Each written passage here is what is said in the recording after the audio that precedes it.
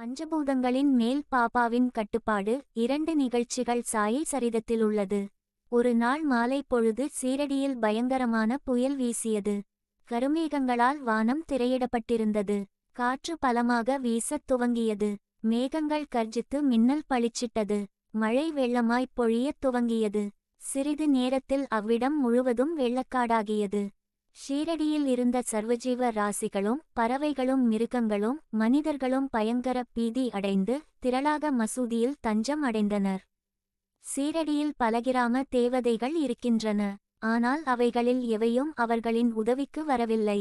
எனவே அவர்கள் எல்லோரும் தங்களது பக்தியின்பால் பற்று மீதூறும் தங்களது கடவுளான பாபாவை அவர் குறுக்கிட்டு புயலை தணிக்க வேண்டினர். பாபா மிகவும் மனது உருகினார். பாபா மசூதியிலிருந்து வெளிப்போழ்ந்து அதன் விளிம்பில் நின்று பெருத்த இடிமுழக்கம் போன்ற குரலில் புயலை நோக்கி, "நிறுத்து, உன் சீற்றத்தை நிறுத்தி அடங்கியிரு" என கூறினார்.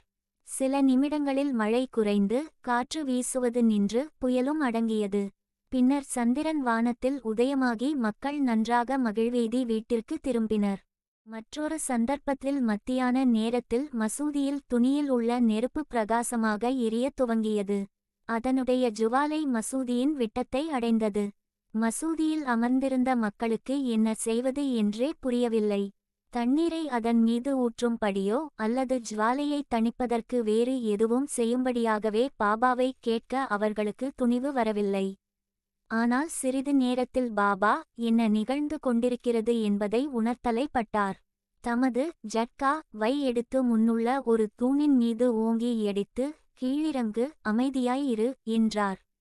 ஒவ்வொரு தடியின் அடிக்கும் ஜுவாலை கீழிறங்க துவங்கி சில நிமிடங்களில் குறைந்து துணி அமைதியாகவும் சாதாரணமாகவும் ஆகியது.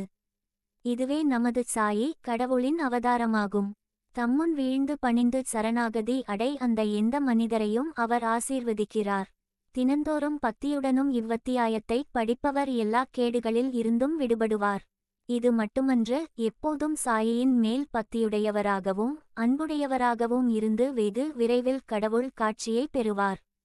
எல்லா ஆசைகளும் நிறைவேறி முடிவில் அவாவாற்றவராக உயர்நிலை எய்துவர். ஸ்ரீ சாய் பணிக. அனைவருக்கும் சாந்தி நிலவட்டும்.